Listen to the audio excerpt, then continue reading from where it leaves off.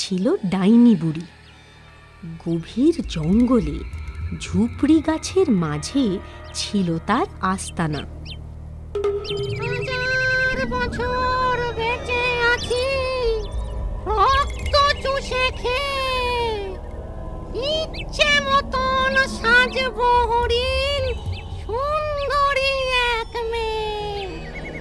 পথ ভোলাদের মন ভুলিয়ে সুযোগ বুঝে শেষে কার মটকে দাঁত বসিয়ে রক্ত খাবো চুষে।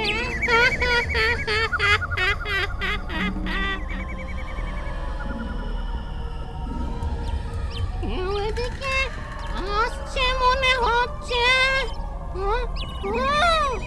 ওই তো পায়ের শব্দ পাচ্ছি।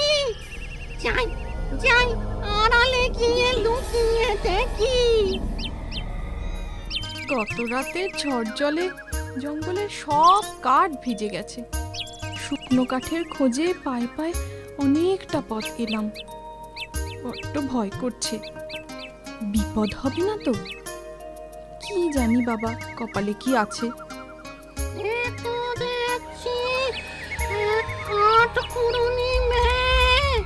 কি রূপ রে বাবা! অমাবস্যার রাতে এমন সুলক্ষণ আর মোটকে রক্ত খেলে আরো 1000 বছর বাঁচবো। একটা বরঞ্চ ফন্দি করি।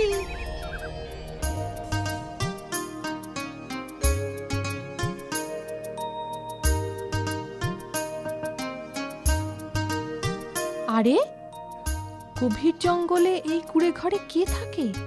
ঘরে কেউ আছেন? কে বাছা তুমি?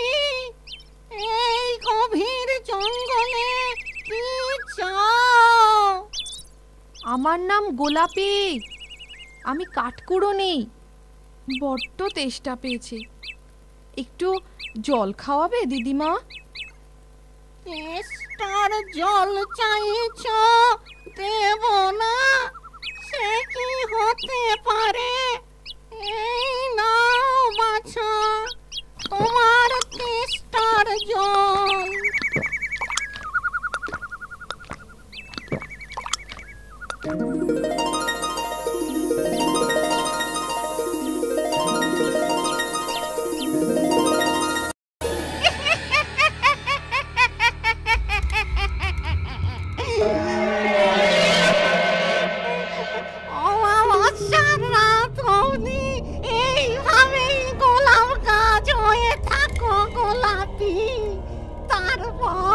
তারপর তোমার গায়ে এই মন্ত্রপুত জল ছিটিয়ে দেব। তুমি আবার মানুষ রূপ ফিরে পাবে। তখন সেই অমাবস্যার রাতে তোমার ঘাড় মটকে রক্ত খাবো।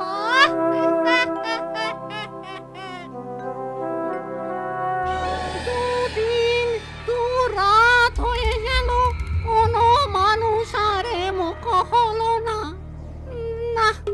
ঘরে বসে থেকে আর কাজ নেই। ওদিকে একটু এগিয়ে দেখি কোনো শিকারের দেখা পাই কিনা।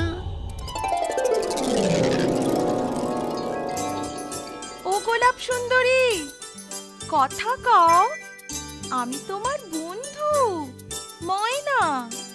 কি আর কথা বলবো বন্ধু, দেখো না ওই ডাইনি বুড়ি আমার কি দশা করেছে।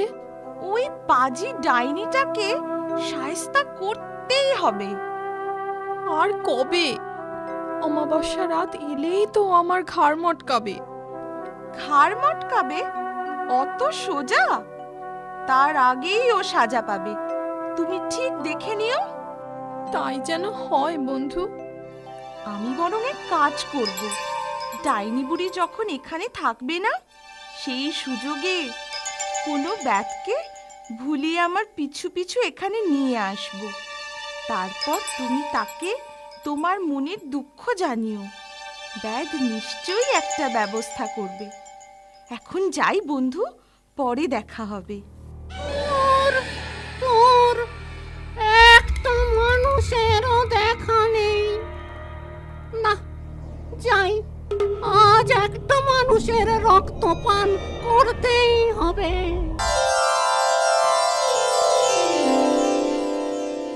ওই তো একটা ব্যাগ, কাঁধে তীরের গোছা, হাতে তীর ধনুক, ভারী মিষ্টি চেহারা তো, মনটাও নিশ্চয়ই ভালো হবে। বাহ, কি সুন্দর পাখিটা না? না না, ওকে প্রাণে মেরে কাজ নেই, সুযোগ মতন ধরতে হবে। এই যা, উড়ে গেল। কোথায় যে গেল? ওই তো পাখিটা, ওদিকে। চুপি চুপি পিছু নিয়ে দেখি ধরতে পারি কিনা।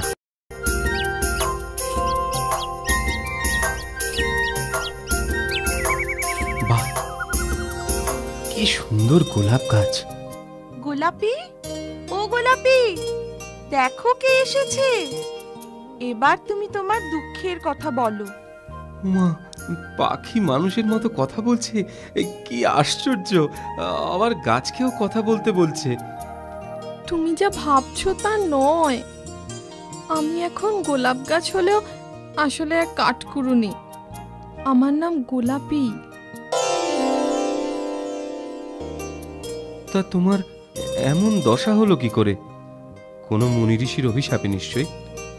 অভিশাপে নয়, এ সব এক দুষ্টু ডাইনি বুড়ির ফন্দি। সে আমায় গাছ বানিয়ে বন্দি করে রেখেছে, যাতে আমি পালাতে না পারি। ডাইনি বুড়ি? কোথায় সে? এখনই এই বিষাক্ত তীর ছুঁড়ে। না ব্যাগ না, সে মায়াবিনীকে শক্তিতে পরাস্ত করা যাবে না। বুদ্ধি করেই ওকে জব্দ করতে হবে। তাহলে উপায়? উপায় আমার জানা আছে, কিন্তু আজ নয়, পরে বলবো। তুমি এখন পালাও ব্যাগ। কেন পালাবো? কেন? এখনই ওই ডাইনি বুড়ি এসে পড়বে। যাও ব্যাগ, যাও, দূরে কোথাও লুকিয়ে থাকো। কালকে ডাইনি বুড়ি শিকারে গেলে তারপর এসো। কিন্তু আমি তোমাকে। চলো ব্যাগ, মিথ্যে জেদ করো না। ঠিক আছে, তুমি আমায় পথ দেখিয়ে নিয়ে চলো। বিদায় গোলাপি, তুমি কিচ্ছু ভেবো না, কাল আমি আবার আসবো। বিদায়। সাবধানে থেকো বন্ধু।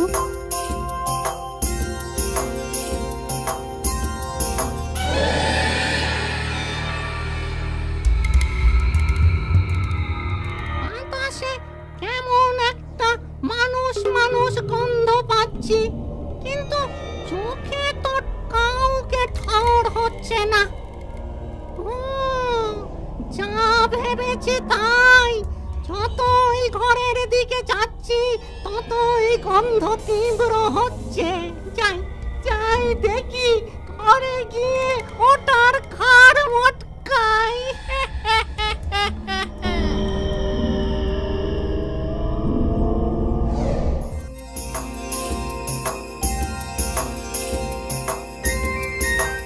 শোনো ব্যাগ, তুমি ওই বট গাছের কোটরে ঢুকে আজ রাতটা কাটিয়ে দাও।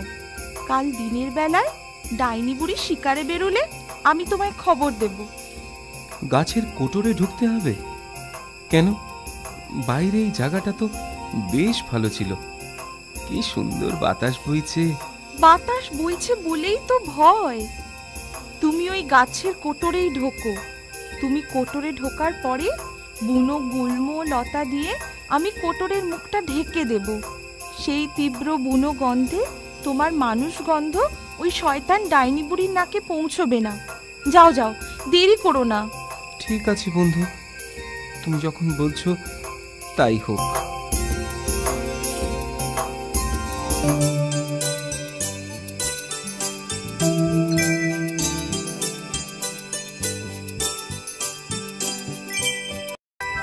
এই যে গোলাপি, এখানে কোনো মানুষ এসেছিল বুঝি? কই কই না তো। মিছে কথা, শুধু মানুষ নয়, মানুষটি যে পুরুষ তাও আমি টের পাচ্ছি। আর তুই বলছিস কেউ আসেনি? তুই মিছে কথা কইছিস? আমার কথা যদি মিছে হয় তুমি নিজেই খুঁজে দেখো না। খুঁজে তো আমি ঠিক পাবই, আর তোর মরণ ঘনিয়ে এলো বলে মাঝে আর মাত্র একটা রাত, তারপরেই অমাবস্যা।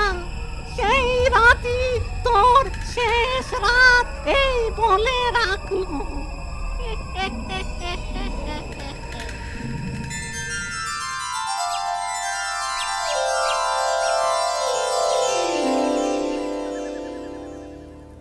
মানুষটা মনে হয় ধারে কাছেই কোথাও লুকিয়ে আছে।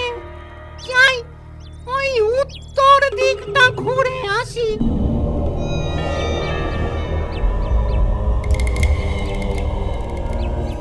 কাউকে খুঁজছো নাকি ঠাকুমা? খুঁজছি তোর জমকে। তা যা বলেছো, সত্যি সত্যি আমার জমি এসেছিল। তীরধনুক হাতে একটা ব্যাজ ছিল গো ঠাকুমা। পালিয়ে খুব জোর প্রাণে বেঁচেছি। আর সে গেল কোন চুলায় বলতে পারিস? তুমি ঠিক পথে এসেছো গো ঠাকুমা, তবে বড্ড দেরি করে ফেলেছো।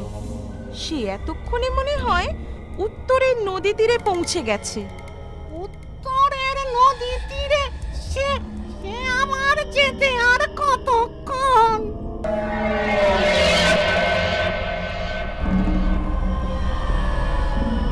যাও, বোকা ডাইনিটা উত্তরের হাওয়া খেয়ে আসো। আমরা ততক্ষণে আমাদের কাজ সারি। কোটর থেকে চটপট বাইরে বেরিয়ে এসো গো ব্যাদ। যা করার তাড়াতাড়ি করতে হবে। ব্যাদ, পাখি, কারো দেখা নেই। আমরা এসে গেছি বন্ধু। বলো, আমায় কি করতে হবে? কি করলে ওই পাজি ডাইনি বুড়ি মরবে? বন্ধু ব্যাদ, সবার আগে তুমি আমার মানুষ রূপ ফিরিয়ে দাও, তারপর বলছি কি করলে ওই ডাইনিটা মরবে। তোমার তোমার মানুষ রূপ কি করলে ফিরবে? ডাইনির কুড়ে ঘরের ভেতরে একটা মাটির ঘড়ায় মন্ত্রপুত জল রাখা আছে। সেই জল আমার গায়ে ছিটিয়ে দিলেই আমি আবার আগের রূপ ফিরে পাবো। ও তাই? আমি আমি এক্ষুনি যাচ্ছি।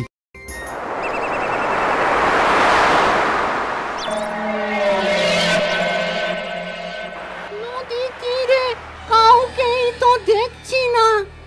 এখানে মানুষ মানুষ কোনো গন্ধ নেই বাতাসে। পাখিটা আমায় বোকা বানালো না তো? না, কেমন কেমন ঠেকছে। যাই, যেখান থেকে এসেছি সেখানেই ফিরে যাই।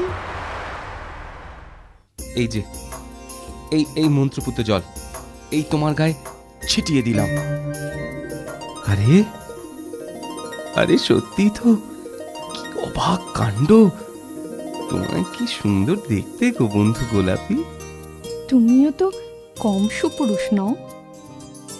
এই তোমাদের বড় দোষ। এখন এসব কথার সময়? ডাইনিকে জব্দ করতে না পারলে সব শেষ হয়ে যাবে। যা করার তাড়াতাড়ি করো, সে এলো বলে। তুমি ঠিকই বলেছ। বলো গোলাপি, কি করলে ডাইনি বুড়ি মরবে?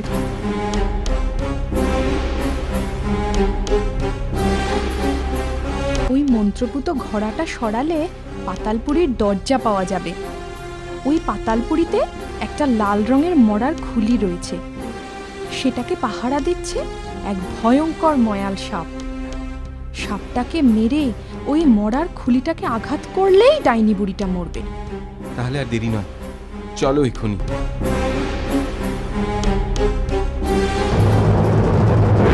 বন্ধু, ওই দূরে তাকিয়ে দেখো, ময়ালটা টের পেয়ে ফনা তুলেছে। এক্ষুনি এই বিষাক্ত তীরের ঘায়ে ওই ফনা আবার মাটিতে লুটিয়ে পড়বে।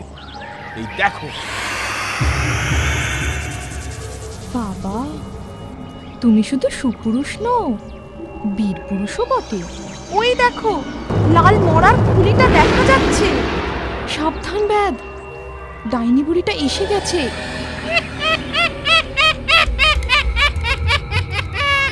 আমি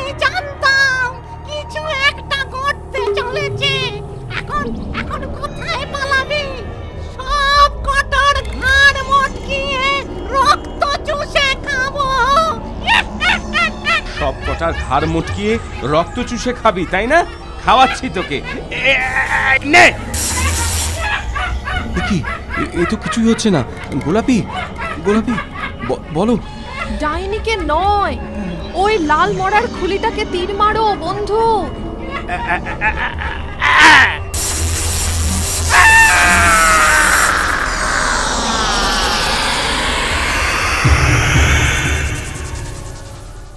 এবার তোমরা একে অন্যের রূপ দেখে মুগ্ধ হয়ে যত খুশি আলাপ করো, আমি আর বারণ করব না।